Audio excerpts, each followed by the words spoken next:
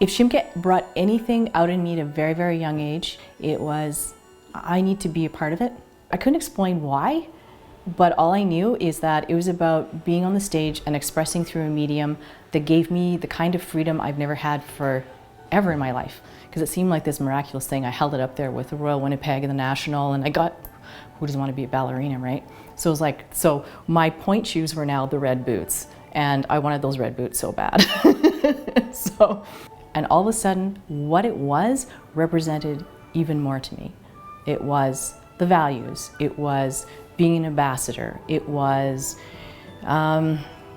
just having the confidence to do whatever you wanted to do. And all of a sudden you had this family, this Shumka family that was there for you. I think for me personally, the upcoming 60th anniversary is a really neat position to be in, because I think we all have the perspective of, you know, we're ambassadors for the future company and we know the people who came 10, maybe 20 years before us, but to think that there's 60 years worth of dancers and people and music and choreography before us, I think it's amazing to see how far Shumka's come, and I'm excited for continuing how far Shumka can go in the future.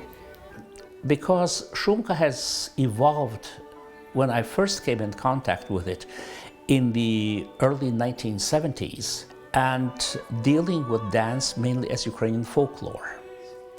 And then Shumka started its own way by composing these suites where their attempt would be made to string several of these dances together, but part of a story. And this, I think, is the reason why Shumka should be encouraged.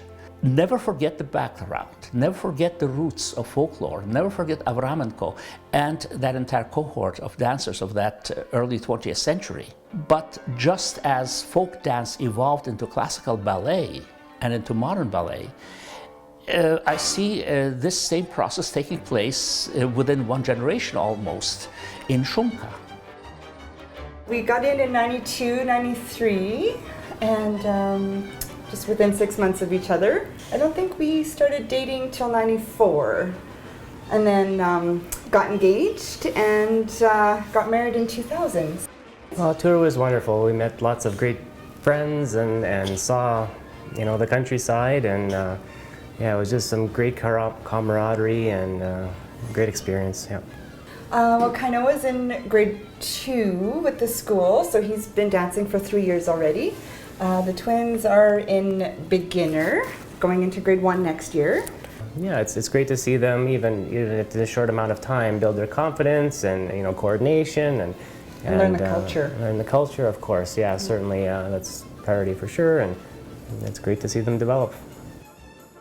And being in Shumka, you know that you sacrifice a lot, and you sacrifice a lot of time. You don't get to see your family as often as you'd like to. You miss a lot of parties, and you miss a lot of other things. But it's something that you give forward to your community, your culture, and your family arrives to see this performance and they get it. And your friends get it. And you drag everybody you know to these performances, and after a while you're just not dragging them, they just come. They just know that if it's happening, they're just coming. And we've seen it across the country. I've toured Canada twice and sold out everywhere. I mean, it's clear. They bring an energy to the human soul that nothing else can.